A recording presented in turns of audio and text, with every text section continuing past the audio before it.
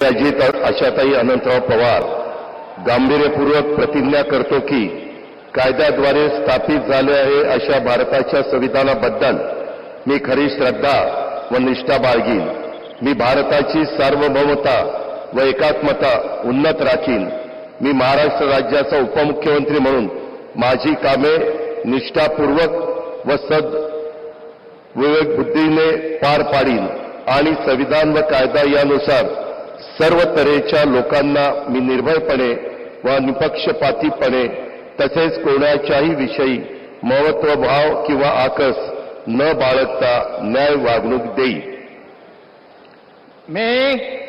मी अजित आशाताई अनंतराव पवार गांभीर्यपूर्वक प्रतिज्ञा करतो की महाराष्ट्र राज्याचा उपमुख्यमंत्री म्हणून माझ्या विचारार्थ आणली जाईल किंवा मला ज्ञात होईल अशी कोणती बाब असा उपमुख्यमंत्री म्हणून माझी कामे यथायोग्य पार पाडण्यासाठी आवश्यक असेल ते खेरीज करून एरवी मी कोणत्याही व्यक्तीला किंवा व्यक्तींना प्रत्यक्षपणे वा अप्रत्यक्षपणे कळवणार नाही किंवा त्यांच्याकडे उघड करणार नाही।